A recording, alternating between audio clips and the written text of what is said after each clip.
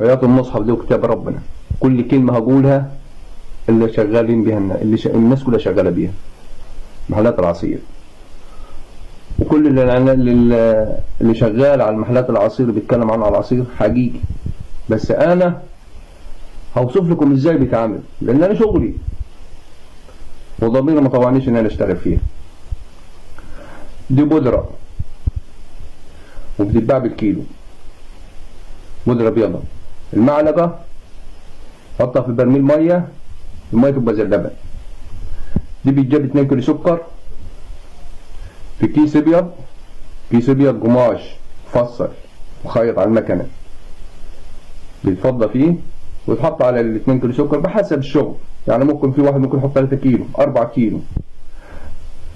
الكيلو بيتحط جباله 3 معالق 4 معالق من المعالق الشاي الصغيرة مش الكبيرة، وبيتقلب الخلط ببعضه كلهم وبيتربطوا في الكيس، بإن يترموا في المكنة من ورا في صندوق المكنة، لا إما يتحطوا في السطح قدام وبيتكسر عليهم التلج وبيتحط بينصر على المية.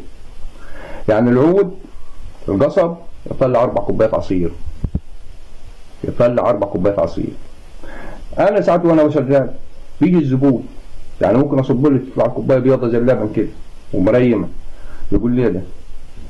أساعد ما تغلبها تقول له لبن سوبيا، دي لبن سوبيا محطوط عليه عشان العصير ما يسودش. يقول لك ممكن زبون يقول لك طب احلف، يقول انا بقول له ما احلفش، عاوز تشرب اشرب، مش هشرب براحتك، دي لبن سوبيا محطوط عليه. بس ضميري بيأنبني، ضميري انا بيأنبني. نخش على التمر او المانجا او السوبيا او الحاجات دي. التمر لون وفي سكر اسمه سكر سكرينة، المعلقة منه صغيرة بكيلو سكر، مقدار كيلو سكر. يعني كان البرميل مثلا او البرميل مثلا هياخد له مثلا 10 كيلو سكر 15 كيلو سكر، ممكن يحط 5 كيلو سكر ويحط 5 6 معالق من اللي كلمك عليه. طب هات اي واحد بتاع عصير يشرب العصير اللي لما يتعصر اللي تشربه الناس، ما يرضاش يشربه، لان عارف عمليه فيه، ما يرضاش يشربه اطلاقا. انا لسه كنت شرب اشرب، في ناس اللي صاحب العصير ما يرضاش يشربه، يشرب من العصفايه تحصل له جديد من غير تلج من غير اي حاجه، تلقاه له على المصفايه يشربه، لكن غير كده ما يشربوش.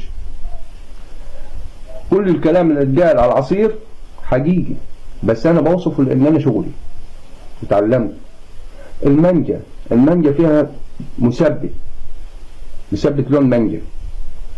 سوبيا لون مش سوبيا. يقول لك انا احط لك لبن واحط لك بالكله، كلام فاضي، مفيش الكلام ده. ولا التمر الكلام كله ده لون، كله كلام فاضي. فانا اللي حبيت ان انا اكل كلام الناس اللي هي طالعه بتتكلم على العصير، ايوه حقيقي، واي واحد يشير الفيديو ده حقيقي انا بوصفه لان انا عامل فيديو ومنزله، اللي انا شغال في المحل هناك فيه، عامل فيديو ومنزله انا على صفحتي ان انا المحل كنت شغال فيه، عشان ما حدش يقول لك الراجل دي كذاب ولا حاجه. لا، انا جايبها من الله ودنيا حالف عليها، كل كلمه قلتها هي اللي شغاله بها الناس حاليا. على العموم السلام عليكم، وكل حاجه وريناها لكم، واللي عاوز يشرب واللي عاوز يشرب ده حريه. وده بعدين بعد عنك يا رب فشل كلوي.